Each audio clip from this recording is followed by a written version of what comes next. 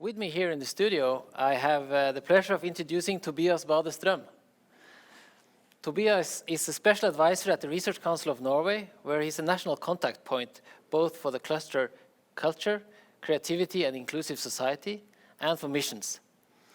Prior to 2018, Tobias worked in the European Commission, where his main task was to coordinate the work of integrating social sciences and humanities throughout Horizon 2020. So Tobias, thank you for joining us here today. We have given you the challenging task of briefly introducing the main opportunities for social sciences and humanities in Horizon Europe. Please.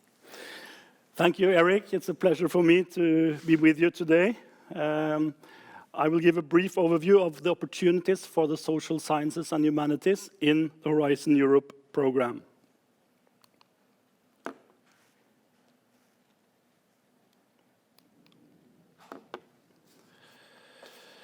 The policy context is favorable to the social sciences and humanities. The Sustainable Development Goals have been important for the political process and to the adoption of Horizon Europe. And then you have the Green Deal with the principle of no one to be left behind, which is an important aim for the program.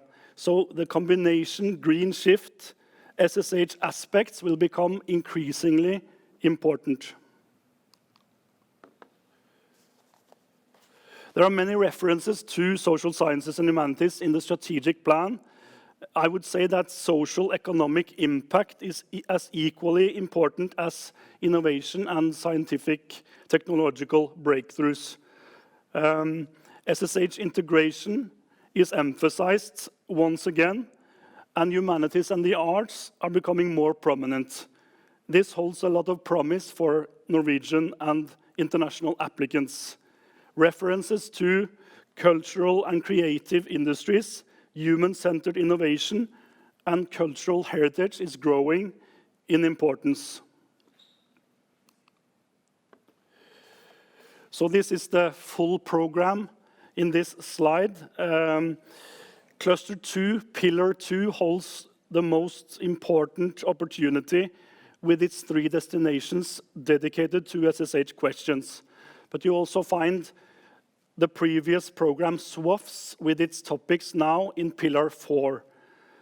Pillar 1 is almost as in Horizon 2020, certainly with European Research Council holding a lot of promise for the SSH.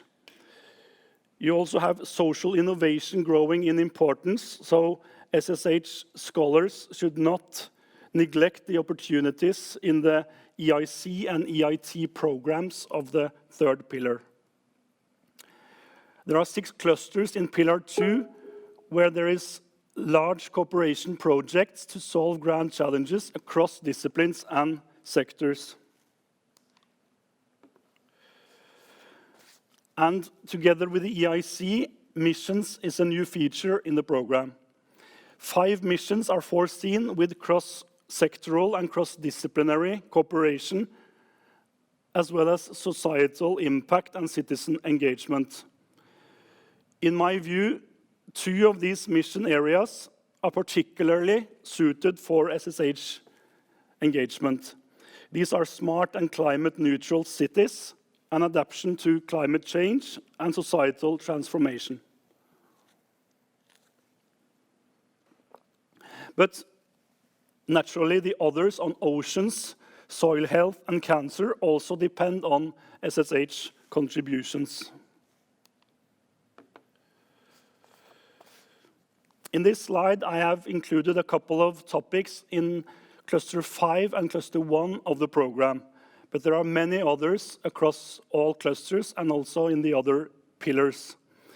So when preparing proposals answering to such calls, interdisciplinary aspects in all work packages should be identified from the very beginning. This was one of the main challenges we had with SSH integration in the previous program, Horizon 2020.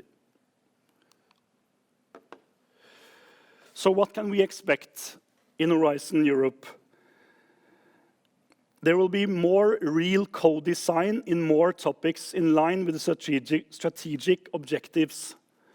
Evaluation practices involving broader panels has been a priority of DG Research and Innovation, and I hope this will be also in reality the case. Some challenges remain.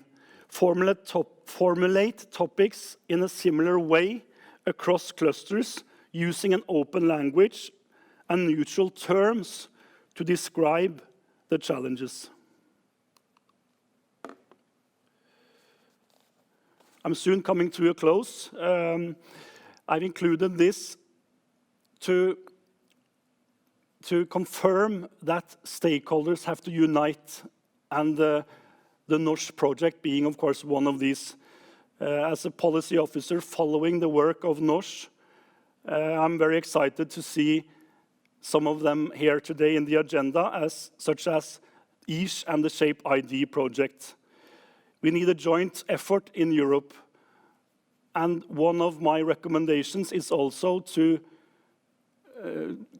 have alliances with others that are non-SSH, and I've included a couple of those here who don't have SSH as their main focus.